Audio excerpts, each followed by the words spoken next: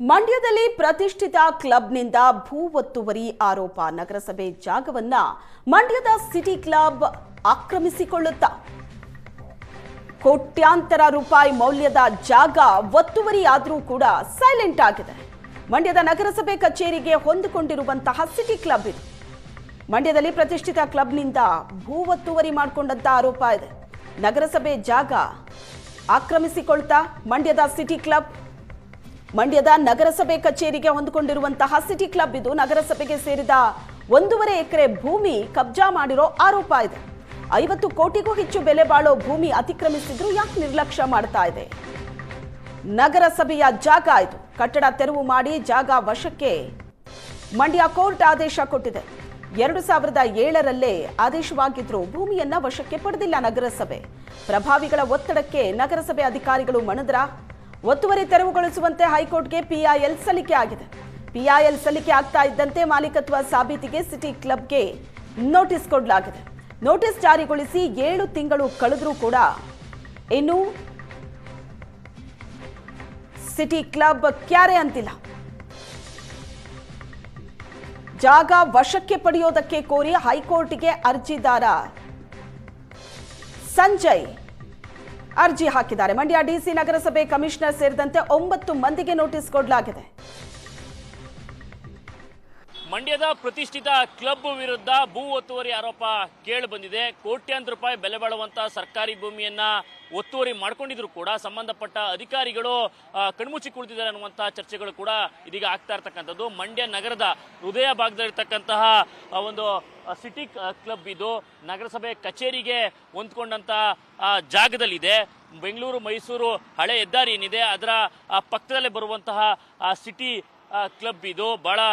ಬಹಳಷ್ಟು ದಶಕಗಳಿಂದ ಈ ಕ್ಲಬ್ ಕೂಡ ನಡ್ಕೊಂಡು ಬರ್ತಾ ಇರ್ತಕ್ಕಂಥದ್ದು.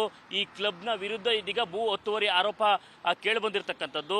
ನಗರಸಭೆಯ 1.5 ಎಕರೆ ಜಾಗವನ್ನ ಅತಿಕ್ರಮಣ ಮಾಡಿದೆ ಅನ್ನುವಂಥದ್ದು ಸದ್ಯದ ಆರೋಪ. ಮಂಡ್ಯದ ಹೃದಯ ಭಾಗದಲ್ಲೇ ಇರೋದ್ರಿಂದ ಅದರ ಆ ಭೂಮಿಯ ಮೌಲ್ಯ ಏನಿದೆ ಅದು 50 ಕೋಟಿಗೂ ಹೆಚ್ಚು ಬೆಲೆ ಬಾಳುತ್ತೆ ಅನ್ನುವಂತಹ ಲೆಕ್ಕಾಚಾರಗಳು ಕೂಡ ಇರ್ತಕ್ಕಂಥದ್ದು. ನೀವು ದೃಶ್ಯಗಳೇನೇನು ಕಟ್ಟಡ ನೋಡ್ತಾ ಇದ್ದೀರಿ ಅದು ನಗರಸಭೆಯ ಜಾಗದಲ್ಲಿ ನಿರ್ಮಾಣ ಮಾಡಿರ್ತಕ್ಕಂಥ ಕಟ್ಟಡ ಅಂತವೂ ಕೂಡ ಹೇಳಲಾಗ್ತಾ ಇರ್ತಕ್ಕಂಥದ್ದು. ಅಂದರೆ ನಗರಸಭೆಯ ಕಚೇರಿ ಏನಿದೆ ಆ ಕಚೇರಿಯ ಪಕ್ಕದಲ್ಲೇ ಆ ಕಟ್ಟಡ ಕೂಡ ಇರುವಂಥದ್ದು. ಅಂದರೆ 2007ರಲ್ಲೇ ಮಂಡ್ಯದ ಸಿಟಿ ಸಿವಿಲ್ ನ್ಯಾಯಾಲಯ ಕೂಡ ಒಂದು ಆದೇಶವನ್ನು ಮಾಡುತ್ತೆ ಈ ಕಟ್ಟಡವನ್ನು ತೆರವು ಮಾಡಿ ತಮ್ಮ ಜಾಗವನ್ನು ವಶಕ್ಕೆ ಪಡ್ಕೊಳ್ಳಿ ಅಂತೇಳಿ. ಆದರೆ ಇಲ್ಲಿವರೆಗೂ ಕೂಡ ಅದರ ಪ್ರಯತ್ನವನ್ನು ನಗರಸಭೆ ಅಧಿಕಾರಿಗಳು ಕೂಡ ಮಾಡೋದಿಲ್ಲ. ಅದಕ್ಕೆ ಪ್ರಮುಖ ಕಾರಣ ಅಂತ ಹೇಳಿದ್ರೆ ಪ್ರಭಾವಿಗಳು ಕೂಡ ಆ ಕ್ಲಬ್ನ ಮೆಂಬರ್ ಆಗಿದ್ದಾರೆ. ಅದರಲ್ಲಿ ಬಹಳಷ್ಟು ಜನ ನಗರಸಭೆಯ ಸದಸ್ಯರು ಕೂಡ ಆಗಿದ್ರು ಅನ್ನುವಂಥದ್ದು. ಆ ಕಾರಣಕ್ಕಾಗಿ ಪ್ರಭಾವಿಗಳ ಒತ್ತಡಕ್ಕೆ ಮಣಿದು ನಗರಸಭೆ ಇಲ್ಲಿವರೆಗೂ ಕೂಡ ತನ್ನ ಜಾಗವನ್ನು ತನ್ನ ವಶಕ್ಕೆ ಪಡೆಯುವಂತಹ ಪ್ರಯತ್ನಗಳು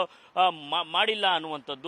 ಅಂದ್ರೆ ಯಾವಾಗ ತೆರವು ಮಾಡೋದು ಬಹಳಷ್ಟು ತಡವಾಯಿತು, ಅಧಿಕಾರಿಗಳು ನಿರ್ಲಕ್ಷ್ಯ ತೋರಿಸ್ತಾ ಬಂದ್ರು. ಇದೀಗ ಆ ಒತ್ತುವರಿಯನ್ನ ತೆರವು ಮಾಡಿ ನಗರಸಭೆ ತನ್ನ ಜಾಗವನ್ನು ವಶಕ್ಕೆ ತೆಗೆದುಕೊಳ್ಬೇಕು ಅಂತೇಳಿ ಇದೀಗ ಹೈಕೋರ್ಟ್ಗೂ ಕೂಡ ಒಂದು ಪಿಐಎಲ್ ಸಲ್ಲಿಕೆ ಆಗಿದೆ. ಪಿಐಎಲ್ ಸಲ್ಲಿಕೆ ಆಗ್ತಿದ್ದಂತೆ ನಗರಸಭೆ ಅಧಿಕಾರಿಗಳು ಅಲರ್ಟ್ ಆಗಿದ್ರು.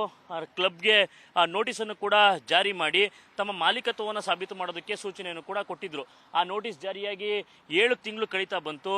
ಇನ್ನೂ ಕೂಡ ಸಿಟಿ ಕ್ಲಬ್ನಿಂದ ಯಾವುದೇ ರೀತಿಯ ಪ್ರತಿಕ್ರಿಯೆ ಬಂದಿಲ್ಲ.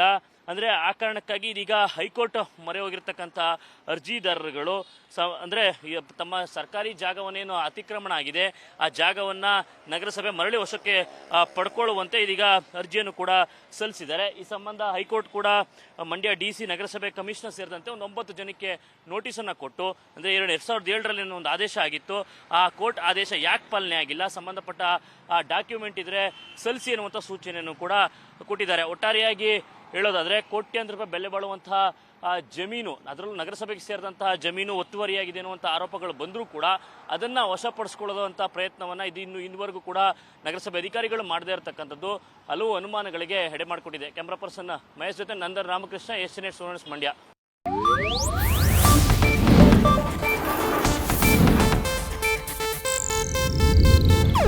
ಇದು ಏಷ್ಯಾನೆಟ್ ನ್ಯೂಸ್ ನೆಟ್ವರ್ಕ್ ಪ್ರಸ್ತುತಿ.